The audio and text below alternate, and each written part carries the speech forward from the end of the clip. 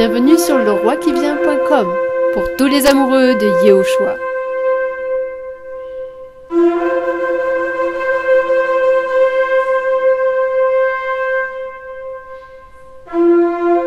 TheComingKing.com, votre signe d'enseignement prophétique. Un site qui défend la sainte doctrine. LeRoiQuiVient.com, le site qui annonce le retour du Messie.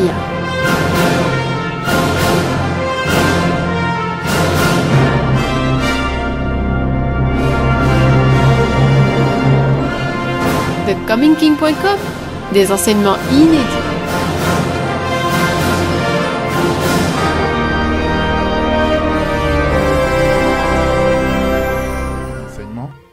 Alors nous allons parler, bien-aimés, dans cette partie du faux Jésus, les fausses images du Christ qui pullulent dans nos assemblées et un peu partout, en partant du catholicisme romain aux églises protestantes évangéliques.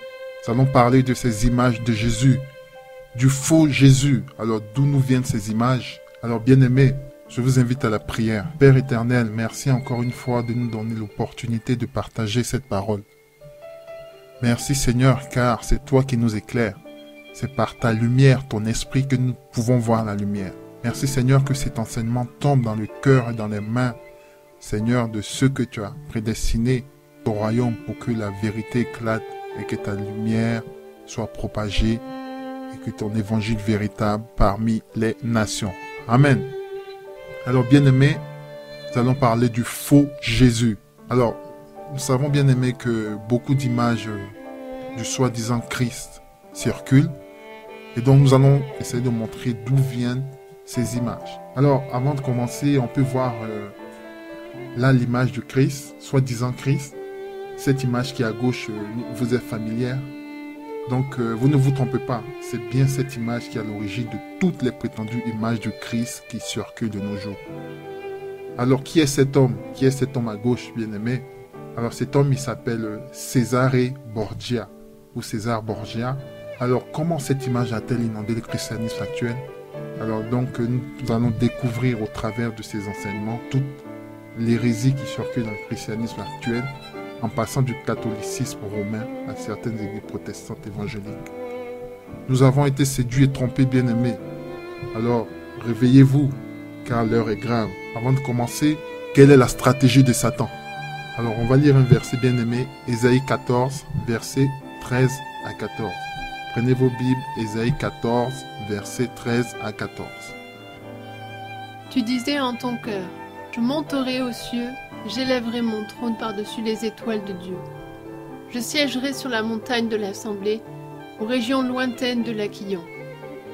Je monterai sur les hauteurs des nues, je serai semblable au Très-Haut. Alors, bien-aimé, on voit ici que l'incarnation de Satan, avant sa chute, il voulait être semblable au Très-Haut. On sait que Satan a chuté par son orgueil.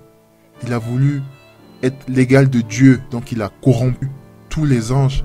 Il a voulu entraîner l'adoration à son égard. Il voulait être l'égal de Dieu, c'est la stratégie de Satan. Son orgueil, être l'égal de Dieu, détourner l'adoration du Dieu véritable sur sa personne. Alors nous allons prendre un autre verset, Apocalypse 12, versets 8 à 9. Apocalypse 12, versets 8 à 9. Et le grand dragon, le serpent ancien appelé le diable et Satan, celui qui séduit tout le monde, fut précipité sur la terre, et ses anges furent précipités avec lui. Bien aimé, le verset d'Apocalypse 12, versets 8 à 9 nous dit que Satan séduit le monde entier et il fut précipité sur la terre. Bien aimé, Satan n'est pas en enfer. Il faut qu'on sache que Satan est un royaume et il agit, il rôde pour séduire le monde entier. Donc il faut qu'on soit vraiment vigilant. Son objectif n'a pas changé. Dès le commencement, il a voulu que tous les êtres, les anges l'adorent. Il a voulu être l'égal de Dieu. Donc il fut précipité sur la terre. Donc il va essayer de séduire le monde entier pour que son regard, pour que l'adoration lui soit portée également. Alors on va prendre 1 Pierre 5, verset 8. 1 Pierre 5, verset 8. Soyez sobres, veillez, car le diable, votre ennemi, rôde comme un lion rugissant, cherchant qui dévorer. Alors bien aimé, le verset nous prévient d'être sobre et de veiller. Nous devons veiller car le diable rôde comme un lion rugissant, cherchant qui dévorer. Comme je l'ai dit tout à l'heure, bien aimé, sa stratégie n'a pas changé. Il va détourner l'adoration de Dieu à son image. Donc nous devons veiller, bien aimé. Alors nous allons parler, bien aimé, de cette image de Césare Borgia. D'où vient cette image? Alors avant de commencer, nous devons remonter au pape Alexandre VI. Alors qui est ce pape Alexandre VI? Alors nous savons que ce pape Alexandre VI, son vrai nom fut Rodrigo de Borgia. Rodrigo de Borgia, il fut pape connu sous le nom de pape Alexandre VI de 1492 à 1503. Il fut célèbre pour ses douzaines de maîtresses dont la favorite était Vanosa Giovanna. Elle lui donna 4 enfants, Giovanni en 74, Cesare en 1476, Lucretia en 1480 et Goffredo 1482. Alors il eut également plusieurs enfants, autres enfants avec différentes femmes, et ce fut donc le père de Cesare Borgia. Cesare Borgia fut un de ses fils, le fils du pape Alexandre VI. Alors, il y a l'église catholique romaine. On va essayer de remonter en fait dans le contexte historique. Alors, savoir qu'il y a eu l'islam qui était en guerre contre le christianisme à l'époque. Et donc, à cette époque, il faut savoir que l'église catholique romaine était en guerre contre l'islam quand le pape Alexandre VI fut pape. Et donc, l'islam avait conquis les villes entières. L'islam avait conquis des villes et des capitales chrétiennes entières. Son royaume s'est étendu jusqu'à l'Empire byzantin en Turquie. Qu'est-ce qui s'est passé? L'autorité du pape était donc en déclin. L'autorité du pape était donc en déclin. L'église catholique était menacée par l'islam qui a commencé à envahir, à conquérir tous ces royaumes, toutes ces capitales chrétiennes, jusqu'en Turquie, dans le royaume byzantin. L'église catholique a voulu réagir. Et donc pour le pape, il était quasiment impossible que Christ ait un aspect typé oriental méditerranéen, juif basané comme les musulmans. Il se disait non, c'est pas possible que notre Dieu, le Christ qu'on adore, soit de type méditerranéen ou de type oriental, comme ceux qui nous combattent, comme ces musulmans qui nous combattent. C'est pas possible. Donc il faut que on ait un Christ de type européen pour montrer notre souveraineté également. Donc c'est dans ce contexte que le Christ devait donc être blanc de type européen. Alors qu'est-ce qui s'est passé? Donc à cette époque, il ordonnait à Léonard de Vinci de peindre le portrait de son fils Cesare Borgia pour représenter le Christ. Donc bien aimé, si on comprend en fait ce contexte historique, je vais le répéter vite fait. Donc il y avait l'église catholique romaine qui était en guerre contre les musulmans de l'époque, et donc l'islam, on va dire, avait conquis plusieurs territoires, avait conquis plusieurs royaumes et plusieurs capitales chrétiennes. Donc le pape, qui considérait l'islam comme étant des maudits, qui disait non, c'est pas possible que notre Christ, le Christ actuel, le Christ, le vrai, véritable Christ, soit de type méditerranéen, soit de type oriental, juif, comme l'aspect juif, oriental, comme ou basané, comme ces musulmans qu'on combat. Ce Christ ne pouvait pas avoir cet aspect oriental. Donc nous allons mettre en œuvre un Christ blanc, type européen, pour nous représenter. Car nous combattons ces gens-là. Notre Christ ne peut pas avoir cet aspect. Donc nous allons mettre en œuvre notre Christ, qui est blanc, de type européen, pour nous représenter. Donc, ce pape Alexandre VI, il a donc désigné Léonard de Vinci. Et en fait, il y avait un concours qui opposait Léonard de Vinci à l'époque avec Michel-Ange, pour savoir qui devait faire le portrait de son fils César de Borgia pour représenter le Christ. Donc ce fut Léonard de Vinci qui remporta le concours entre parenthèses, et donc qui a peint plusieurs tableaux de César et de Borgia pour représenter le Christ à cette époque. Alors, bien aimé, qui est Césarée de Borgia? On va parler de Césarée de Borgia. Qui est-il? Celui-ci qui fut le fils du pape Alexandre VI à l'époque. Qui est-il? Alors, il faut savoir que Césarée de Borgia, il est né vers l'an 1476. Il y a certains auteurs qui disent qu'il est plutôt né en 1475, donc on va dire entre 1475 et 1476. Et donc c'était le fils favori de son père, le pape Alexandre VI. Et il fut nommé bishop de Pamplona en Espagne à l'âge de 15 ans, et à 18 ans il fut élevé au rang de cardinal. Alors son frère aîné Giovanni fut nommé comme capitaine général des forces armées de la papauté. Et donc ce poste, il faut savoir que c'était un poste qui fut envié par Césarée, c'est-à-dire le poste de capitaine de l'armée fut un poste envié par Césarée de Borgia. Alors on peut voir ici une image, un portrait de Césarée de Borgia. Alors ce qu'il faut savoir, c'est que Césarée et Giovanni, ces deux frères, ils avaient une maîtresse en commun, c'est-à-dire la femme de leur jeune frère Goffredo, c'est-à-dire Sancha de Aragon. C'était la princesse de Naples, Sancha de Aragon, la princesse de Naples, qui était leur maîtresse. Donc ils se sont battus pour conquérir son cœur. Alors, 1497, Giovanni fut assassiné dans des circonstances étranges.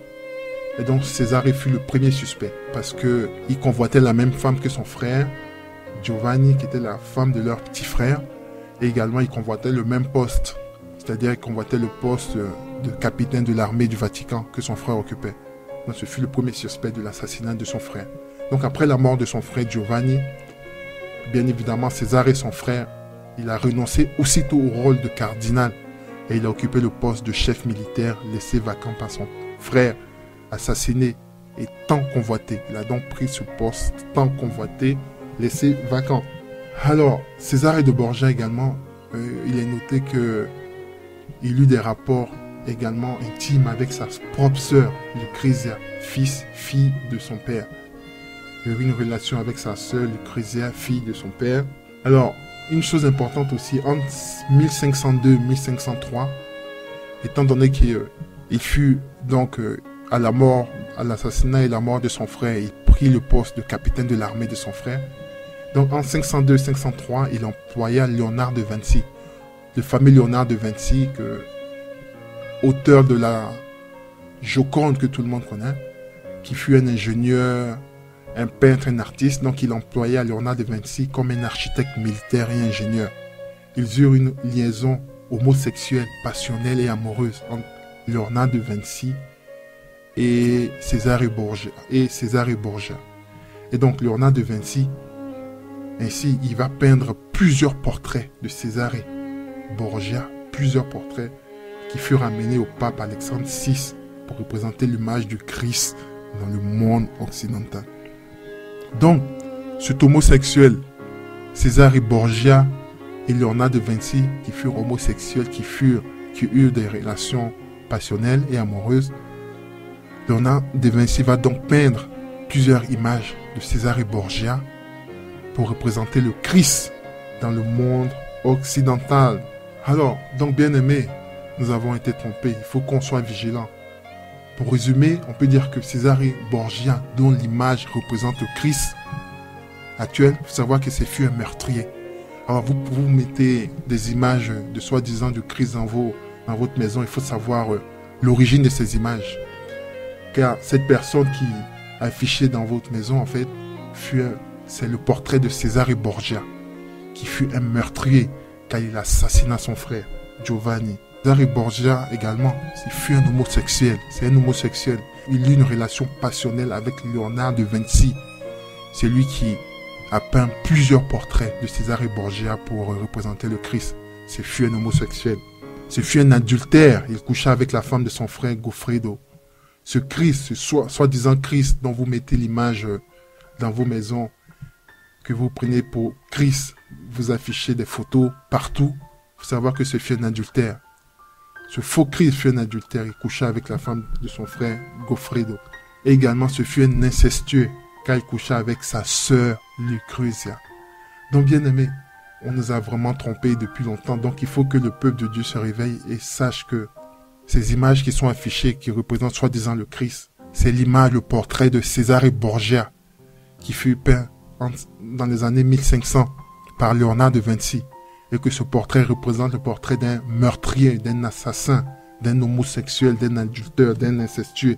Alors bien aimé, si vous reconnaissez ces images du soi-disant Christ, regardez la ressemblance, c'est le portrait qui a été peint par Léonard de Vinci, qui représente Cesare Borgia, son amant homosexuel.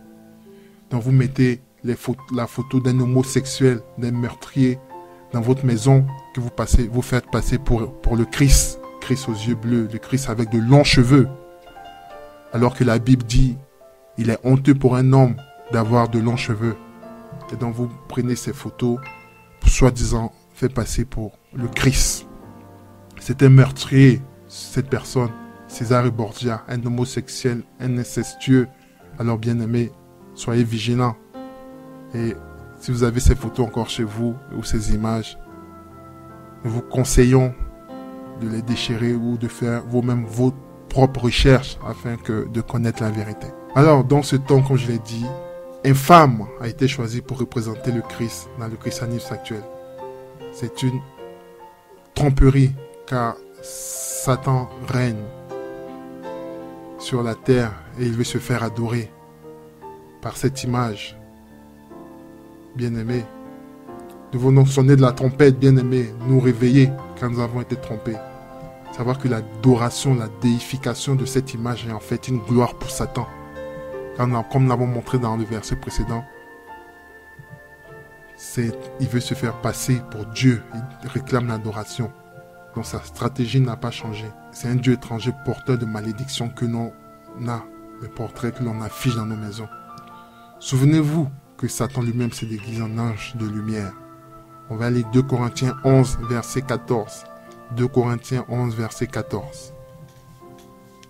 Car de tels hommes sont de faux apôtres, des ouvriers trompeurs qui se déguisent en apôtres de Christ. Et cela n'est pas étonnant, car Satan lui-même se déguise en ange de lumière. Alors bien aimé, la parole nous dit Satan lui-même se déguise en ange de lumière. Il va se faire passer pour le Christ. Le Christ, alors que c'est le faux Christ, le faux Jésus que vous adorez, que vous mettez dans vos maisons, alors que c'est Satan lui-même qui a l'affiche, ce meurtrier, cet assassin, cet adultère, cet homosexuel que vous affichez dans votre maison, qui donne place à la malédiction, accès au diable, à Satan. Bien-aimés, soyez vigilants et réveillez-vous. Savoir que Satan, c'est le père du mensonge et que celui-ci va user de toute stratégie pour tromper le peuple de Dieu. Alors, on va lire Jean 8, verset 44. Jean 8, verset 44. Le père dont vous êtes issus, c'est le diable, et vous voulez accomplir les désirs de votre père. Il a été meurtrier dès le commencement, et il n'a point persisté dans la vérité, parce qu'il n'y a pas de vérité en lui. Lorsqu'il dit le mensonge, il parle de son propre fond, car il est menteur, et il est le père du mensonge. Bien-aimé, la Bible nous dit, Jean 8, 44, qu'il est mensonge, il est menteur, il est le père du mensonge. Et il va se déguiser en ange de lumière pour tromper le peuple. Lorsqu'on voit cette image, on se dit, waouh, le Christ, il est éclatant, mais bien aimé, c'est du mensonge. C'est le père du mensonge. Nous devons être vigilants. L'Ancien Testament avec Moïse, on voit que Dieu, lorsque Dieu a apparu, le Père, sur le mont Horeb, au peuple d'Israël, il n'a pas voulu se montrer. Il s'est révélé par la voix, le son. Et donc, Dieu n'a pas voulu se montrer au peuple pour que celui-ci ne tombe pas dans l'idolâtrie et ne le représente sous aucune forme, mâle ou femelle, ou sous aucune effigie. Dieu est esprit et doit être adoré en esprit et en vérité. Pour éviter, bien aimé, l'idolâtrie d'un homme ou d'une femme, Dieu doit être adoré en esprit et en vérité, bien aimé. Alors nous allons lire Deutéronome 4, versets 15 à 17. Deutéronome 4, versets 15 à 17. Vous prendrez donc bien garde à vos âmes, car vous n'avez vu aucune ressemblance au jour que l'Éternel, votre Dieu, vous parla en Horeb, au milieu du feu. De peur que vous ne vous corrompiez et que vous ne vous fassiez quelque image taillée ou quelque représentation ayant la forme d'un mâle ou d'une femelle, ou l'effigie d'aucune bête qui soit en la terre, ou l'effigie d'aucun oiseau ayant des ailes qui volent par les cieux. Bien-aimés, c'est un verset très important, Deutéronome 4, versets 15 à 17. Le Seigneur vous dit, lorsque je vous ai apparu, vous n'avez vu aucune ressemblance au jour de l'Éternel. Vous n'avez vu aucun homme, aucune femme. Donc, il ne faut pas vous représenter Christ. Il ne faut pas vous représenter votre Dieu. Le Seigneur n'a pas voulu qu'on soit corrompu et que vous ne fassiez quelque chose, quelque image taillée ou quelque représentation ayant la forme d'un mâle ou d'une femelle, ou l'effigie d'aucune bête qui sont en la terre, ou l'effigie d'aucun oiseau. Bien-aimé, il y a même des personnes qui représentent Dieu par un aigle, comme le Saint-Esprit. Le Seigneur dit non, l'effigie d'aucune bête qui soit en la terre, ou l'effigie d'aucun oiseau, qu'une effigie d'aucun animal, qu'un oiseau ayant des ailes. Donc soyons vigilants. Alors nous voilà à la fin de la première partie. Et donc merci de vous avoir suivis. Vous pouvez nous contacter. Contact avec s@leroiquivient.com, sur Skype le roi qui vient. Alors bien aimés, merci de votre présence. Tout en espérant que cet enseignement vous a béni. Et donc nous vous invitons à suivre la deuxième partie de cet enseignement. Shalom et à très bientôt sur leroiquivient.com.